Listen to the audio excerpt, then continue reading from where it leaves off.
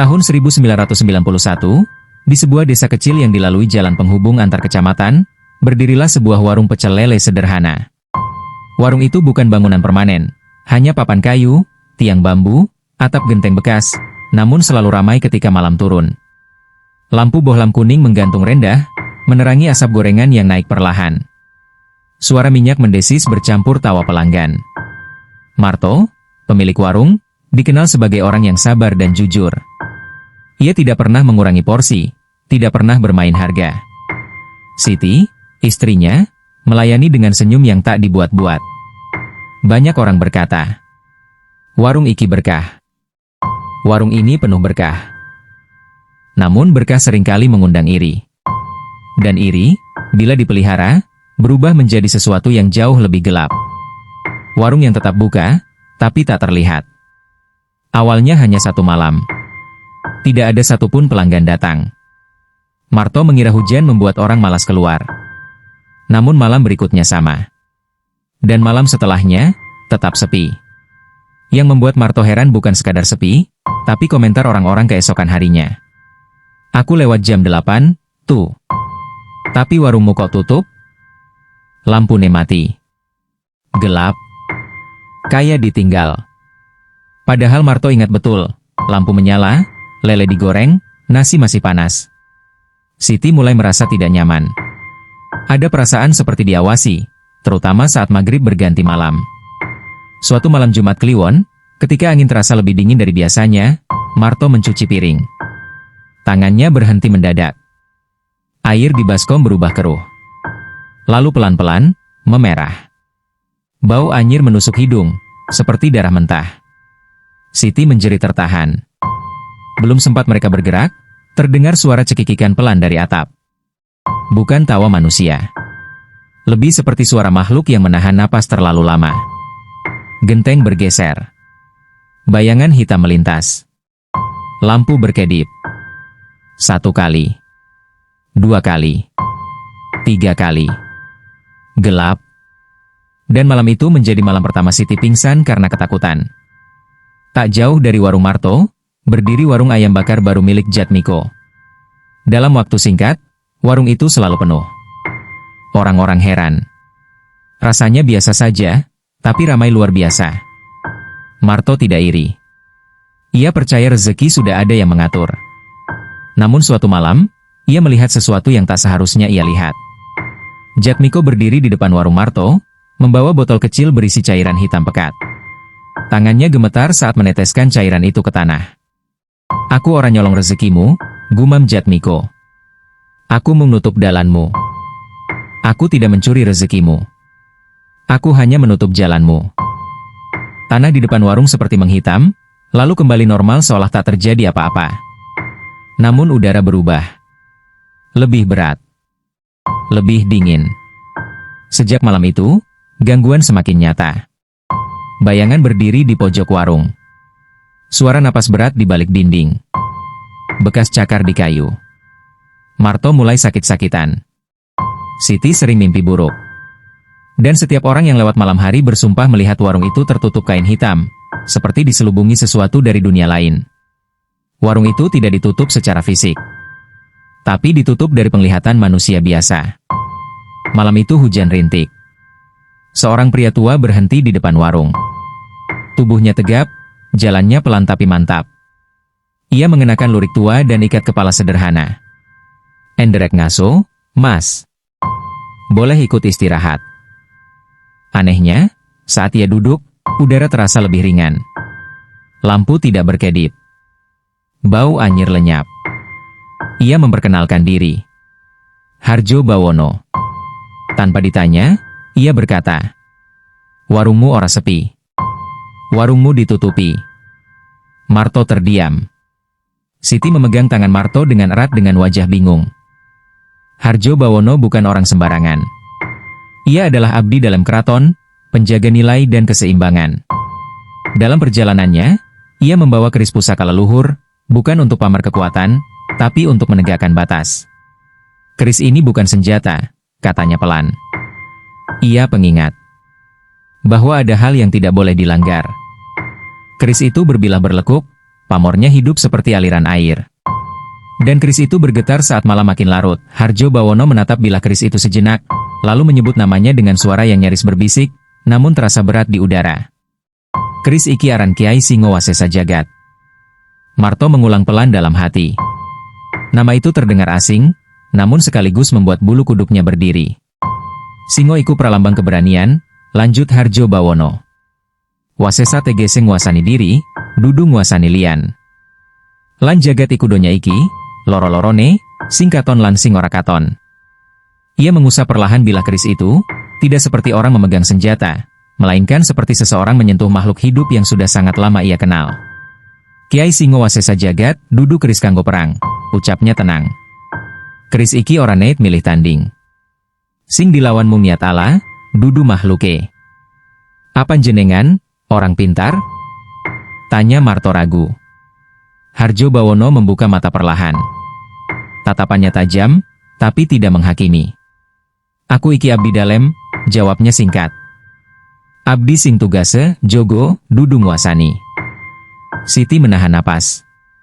Dadanya terasa sesak tanpa sebab. Keris iki dudu kanggo gagah-gagahan, ucap Harjo Bawono pelan. Iki warisan. Saka leluhur sing ngerti, yen kekuatan paling bebayani iku dudu sing nyerang, nanging sing ora dikendaleni. Ia menceritakan asal-usul keris itu, dibuat bukan oleh empu sembarangan, melainkan oleh empu yang berpuasa puluhan bulan, menyatu dengan doa, tirakat, dan laku batin. Keris itu diwariskan turun-temurun kepada mereka yang dipilih, bukan yang menginginkan. Pusaka ora neit milih sing sombong, katanya. Pusaka mung manut karo ati sing resik. Saat Harjo Bawono menggenggam gagang keris, Marto merasakan sesuatu yang aneh. Ketakutan yang sejak berminggu-minggu menekan dadanya perlahan mengendur. Bukan karena merasa aman sepenuhnya, tetapi karena ia sadar, akhirnya ada seseorang yang melihat apa yang sebenarnya terjadi. Kowe ora salah, kata Harjo Bawono menatap Marto dalam-dalam. Sing salah iku niat sing dipelihara nganti dadi peteng. Ia lalu menoleh ke arah hutan. Pandangannya menusuk gelap, seakan menembus kabut dan pepohonan. Sing ganggu warung iki dudu makhluk liar, lanjutnya. Iki titipan. Dikirim nganggo rasa iri. Dipelihara nganggo keserakahan. Angin mendadak berdesir. Papan warung berderit pelan. Keris di tangan Harjo Bawono bergetar halus. Bukan tanda marah, melainkan tanda terbangun. Makhluk wiwis ngerti aku teka, ucapnya tenang. Lan dheweke ora bakal mundur kanthi alus. Siti menggenggam tangan Marto erat-erat. Malam belum mencapai puncaknya. Namun untuk pertama kalinya sejak warung itu diganggu, ada satu hal yang berubah. Gelap tidak lagi sepenuhnya berkuasa. Dan Harjo Bawono, abdi dalam keraton, penjaga batas yang tak tertulis, telah membuka kembali jalan yang hampir tertutup antara keberanian manusia dan ketakutan yang terlalu lama dibiarkan tumbuh, malah mencapai titik paling sunyi ketika suara serangga mendadak berhenti. Tidak ada jangkrik. Tidak ada gesekan daun. Seolah seluruh alam menahan napas bersamaan. Marto menyadari kejanggalan itu lebih dulu. Ia berdiri kaku di dekat tungku, sendok kayu masih tergenggam di tangannya. Api kompor menyala kecil, nyalanya bergetar seperti hampir padam. Padahal tidak ada angin yang masuk ke warung. Harjo Bawono berdiri perlahan. Gerakannya tenang, tetapi setiap langkahnya terasa berat, seperti menapak di atas batas yang tidak kasat mata. Ia memejamkan mata sejenak, lalu menghela napas panjang. Wis tekan waktune, ucapnya lirih. Sudah tiba waktunya. Keris Kiai Singo Wasesa Jagat di pinggangnya bergetar lebih kuat dari sebelumnya. Getarannya bukan seperti besi beradu, melainkan seperti denyut nadi, hidup, sadar, dan terjaga. Siti menggenggam lengan Marto erat-erat. Tangannya dingin, tetapi matanya menatap lurus ke arah pintu warung yang terbuka setengah. Di ambang pintu itu, gelap tidak lagi sekadar ketiadaan cahaya. Gelap tampak mengental, seperti asap hitam yang perlahan merayap masuk. Dari arah hutan terdengar suara langkah. Bukan langkah manusia. Bukan pula langkah binatang. Langkah itu berat, namun tidak menekan tanah. Setiap pijakan terdengar seperti gesekan kain basah dengan tanah berlumpur. Bersamaan dengan itu, bau anyir yang pernah mereka rasakan kembali muncul, lebih pekat, lebih menusuk, seakan sesuatu yang telah lama mati sedang berjalan mendekat. Bayangan itu muncul perlahan dari balik kabut. tingginya melebihi pintu warung. Tubuhnya dibungkus jubah hitam kusam yang menjuntai sampai menyentuh tanah. Kepalanya tertunduk, namun ketika mendongak, tampak wajah yang bukan wajah, lebih mirip topeng tulang dengan rongga mata merah menyala. Dari sela-sela jubahnya, tangan panjang bercakar menjulur, bergerak tidak sinkron, seperti dikendalikan oleh kehendak yang berbeda. Siti menahan jerit. Marto mundur satu langkah. Namun Harjo Bawono maju. Ia berdiri tepat di antara makhluk itu dan warung. Posisi tubuhnya tidak defensif, tidak pula menyerang. Ia hanya berdiri, tegak, seperti tiang batas yang tidak bisa digeser. Balik, ucapnya pelan. Panggonanmu duduk kene. Makhluk itu mengeluarkan suara geraman panjang. Udara di sekitar mereka bergetar. Lampu bohlam bergoyang keras, hampir lepas dari gantungannya. Papan-papan warung berderit, seolah menjerit kesakitan. Makhluk itu melangkah maju satu kali. Dan pada saat itulah Harjo Bawono menarik kerisnya. Bilah Kiai Singowasesa Jagat keluar dari sarungnya tanpa suara. Tidak ada kilatan tajam, tidak ada cahaya menyilaukan. Yang ada hanyalah keheningan mendadak, hening yang menekan, seperti dunia dipaksa diam untuk menyaksikan. Pamor keris itu berkilau lembut, membentuk pola menyerupai aliran air dan surai singa. Dari bilahnya muncul aura hangat yang kontras dengan dinginnya udara malam. Tanah di bawah kaki Harjo Bawono terasa bergetar halus. Makhluk itu menjerit. Jeritannya bukan karena terluka, melainkan karena mengenali. Mengenali nama. Mengenali kekuatan. Mengenali pusaka yang tidak pernah memburu, tetapi selalu menang. Kiai Singowasesa Jagat, ucap Harjo Bawono, suaranya tetap rendah namun tegas. Balekna sing dudu duekmu. Ajang rebut dalan urip wong lia. Ia menancapkan ujung keris ke tanah. Pada saat bila itu menyentuh bumi, cahaya keemasan menyebar pelan membentuk lingkaran.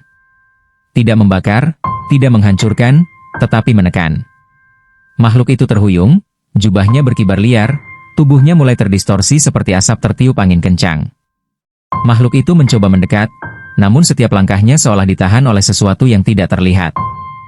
Ia meraung, cakarnya mencakar udara kosong. Ilmu singkowe tumpangi dudu dalanmu, ucap Harjo Bawono. Lan dalan iki wis ditutup. Dengan satu hembusan napas panjang, Harjo Bawono menundukkan kepala. Cahaya keemasan menguat, lalu perlahan menyerap bayangan hitam itu. Tubuh makhluk tersebut pecah menjadi gumpalan asap, terseret angin malam, dan lenyap tanpa suara. Sunyi kembali turun. Lampu bohlam berhenti bergoyang. Bau anyir menghilang. Udara terasa ringan.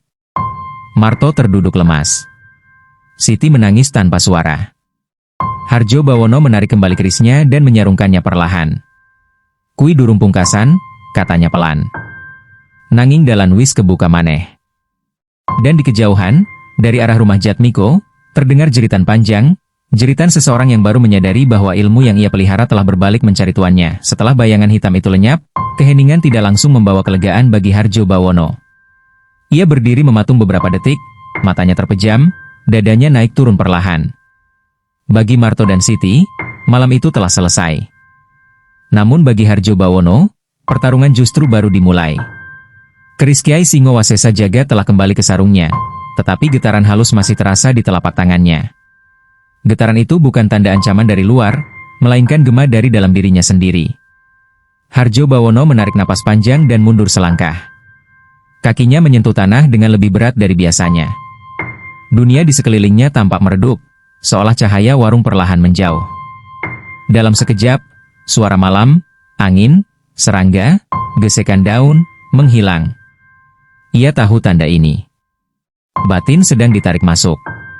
Dalam kesadaran yang terbelah, Harjo Bawono melihat dirinya berdiri di sebuah ruang sunyi tanpa dinding. Tanah di bawahnya hitam seperti arang. Di hadapannya berdiri sosok lain, dirinya sendiri, namun dengan wajah lebih muda, mata menyala oleh ambisi, dan senyum yang pernah ia kenal dengan baik. Apa gunanya nahan diri? Suara itu berkata. Kowe endue pusaka. Kowe iso nguasani luwih akeh. Itulah bayangan masa lalu. Harjo Bawono mengenalnya dengan sangat baik. Dulu, sebelum ia menjadi abdi dalem, sebelum ia memilih jalan sunyi, ia juga pernah berdiri di persimpangan yang sama. Pernah merasakan godaan untuk menggunakan ilmu bukan sebagai penjaga, melainkan sebagai pengendali. Kiai Singowasesa Jagati Eso Lui Ganas, suara itu berbisik. Kowe mung kudu gelem. Harjo Bawono membuka matanya dalam batin. Tatapannya tenang, namun di dalam dadanya terjadi gempa sunyi. Ia tahu, setiap kali pusaka digunakan, selalu ada harga. Dan harga itu bukan darah orang lain, melainkan sisa-sisa keinginan yang belum sepenuhnya mati di dalam diri. Aku ora dipilih kanggo menang, jawabnya lirih. Aku dipilih kanggo nahan. Bayangan itu tertawa kecil, suara yang dulu sering ia dengar dari dalam kepalanya sendiri. Nahan kui abot, Jo. Ora kabeh wong kuat. Harjo Bawono mengangguk pelan. Mulane ora kabeh wong oleh pusaka. Ia duduk bersila dalam batin, menurunkan napas ke perut, seperti yang ia pelajari dari laku panjang bertahun-tahun. Satu persatu, ingatan lama muncul, wajah orang-orang yang pernah jatuh karena ilmunya sendiri, suara tangis keluarga yang rezekinya direbut secara tidak adil, dan malam-malam panjang ketika ia memilih tidak bertindak meski mampu. Bayangan di hadapannya mulai retak. Karena keserakahan tidak bisa berdiri lama di hadapan keikhlasan yang matang. Kowe ora kalah, kata Harjo Bawono pada bayangan itu. Kowe mung wis rampung. Bayangan itu perlahan memudar, terseret ke dalam gelap yang ia ciptakan sendiri. Kesadaran Harjo Bawono kembali ke warung. Lututnya sedikit gemetar. Ia segera bersandar pada tiang kayu agar tidak jatuh. Marto hendak mendekat, tetapi Harjo Bawono mengangkat tangan, memberi isyarat agar ia tetap di tempat. Sedela wae, ucapnya pelan. Sebentar saja. Ia mengusap dada kiri, merasakan detak jantungnya kembali stabil. Keringat dingin membasahi pelipisnya. Tidak ada luka. Tidak ada darah. Namun ia tahu, pertarungan batin selalu meninggalkan bekas yang tidak terlihat. Kris iku ora tahu butuh ketumbal, gumamnya pada diri sendiri. Nanging Singgawa kudu tansah siap kelangan ego. Ia menatap ke arah warung Marto, lalu ke jalan gelap di luar sana. Banyak tempat lain yang membutuhkan penjaga. Banyak konflik serupa yang tidak akan pernah terdengar oleh orang biasa. Dan setiap kali ia melangkah, ia harus kembali bertanya pada dirinya sendiri. Apakah ia masih berjalan sebagai penjaga, atau mulai tergoda menjadi penguasa? Harjo Bawono berdiri tegak kembali. Selama ia masih mampu membedakan keduanya, Kiai Singowasesa Jagat akan tetap setia di sisinya. Namun jika suatu hari ia ragu, maka pusaka itu akan diam dan meninggalkannya sendirian menghadapi bayangannya sendiri. Malam itu tidak berakhir bagi Jatmiko. Di dalam rumahnya yang besar namun pengap, ia terbangun dengan napas terputus-putus. Keringat dingin membasahi punggungnya, padahal udara terasa menusuk tulang. Lampu minyak di sudut ruangan berkedip-kedip, cahayanya menari liar di dinding, membentuk bayangan yang tidak pernah ia kenal. Jatmiko memegangi dadanya. Jantungnya berdegup tidak teratur, seolah hendak meloncat keluar. Sejak jeritan panjang itu keluar dari mulutnya tanpa sadar, tubuhnya terasa bukan miliknya sendiri. Dudu aku, iki dudu aku, gumamnya berulang-ulang. Namun bisikan lain menyahut. Datang dari segala arah. Ilmu iku wis kowe pangan. Sudah kau telan ilmu itu. Ia bangkit sempoyongan, menyalakan lampu yang lebih terang. Di depan cermin, ia terhenti. Wajahnya pucat, matanya cekung, dan di lehernya muncul garis-garis hitam tipis, seperti bekas jeratan tak kasat mata. Jatmiko mundur ketakutan. Ia tahu tanda itu.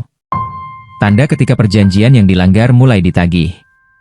Dengan tangan gemetar, ia membuka lemari rahasia di balik dinding. Dari dalamnya, ia mengeluarkan bungkusan kain hitam berbau tanah basah. Saat kain itu dibuka, tampak sesajen yang telah mengering, rajah yang pudar, dan jimat-jimat yang dulu ia rawat dengan penuh keyakinan. Tak cukup, iki ora cukup maneh, katanya panik. Ia mencoba membaca mantra, namun lidahnya keluh. Kata-kata yang dulu mengalir lancar kini terasa asing. Setiap kali ia memaksa melafalkan, dadanya terasa terbakar, seolah ada tangan dingin mencengkeram paru-parunya dari dalam. Lalu suara itu kembali. Bukan bisikan, melainkan tawa. Dari sudut ruangan, bayangan hitam muncul tanpa bentuk yang jelas. Tidak seperti makhluk yang ia kirimkan dulu, yang ini lebih dekat, lebih pribadi. Ia mengenali energi itu dengan ngeri. Itu aku, bisiknya Parau. Bayanganmu, jawab suara itu. Bayangan itu mendekat, mengikuti setiap langkah mundurnya. Dinding rumah seolah menjauh, membuat ruangan terasa semakin sempit. Napas Jatmiko tersengal, kakinya tersandung, tubuhnya jatuh terduduk di lantai. Kowe caluk menang tanpa laku, suara itu berkata dingin. Kowe pengin rebut tanpa membayar. Ia menutup telinga, namun suara itu kini datang dari dalam kepalanya sendiri. Ingatan demi ingatan menghantam, wajah Marto yang pasrah, warung sepi yang ia nikmati dari kejauhan, rasa puas sesaat ketika melihat orang lain jatuh perlahan. Semua itu kini kembali sebagai beban yang menghimpit dada. Aku mung pengin luwih sugih, ratapnya. Aku mung ora pengin kalah. Bayangan itu berhenti tepat di hadapannya. Lan saiki kowe kalah karo awakmu dewe. Cermin di dinding retak dengan suara keras. Jatmiko menjerit. Di dalam pantulan kaca yang pecah-pecah itu, ia melihat dirinya bukan sebagai manusia, melainkan sosok kusut yang dibelit bayangan hitam. Pada saat itu, sesuatu di dalam dirinya putus.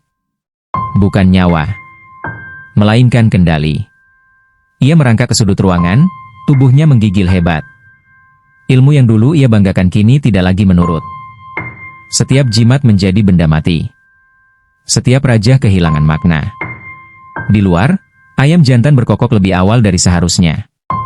Fajar belum datang, tetapi malam telah menyerah. Keesokan harinya, warga menemukan Jatmiko duduk di beranda rumahnya, menatap kosong ke arah jalan. Tubuhnya hidup, tetapi matanya tidak lagi mengenali siapapun. Ia berbicara sendiri dengan suara lirih, mengulang satu kalimat yang sama. Aku wis kelangan dalan. Tak ada luka di tubuhnya. Tak ada tanda perlawanan. Namun semua orang tahu, Jatmiko telah jatuh sepenuhnya. Dikalahkan bukan oleh Harjo Bawono, melainkan oleh niatnya sendiri yang tak terkendali. Dan di kejauhan, di jalan sunyi yang mengarah keluar desa, langkah Harjo Bawono menjauh perlahan, membawa pusaka yang kembali tenang. Karena dalam laku sejati, yang jatuh bukan mereka yang kalah. Pusaka itu telah kembali diam, menandakan keseimbangan telah pulih. Harjo Bawono tidak menoleh lagi. Ia tahu tugasnya telah selesai, untuk saat ini. Di jalanan sunyi yang ia lalui, angin berhembus lembut, membawa daun-daun kering menari perlahan. Tidak ada bayangan yang mengikuti.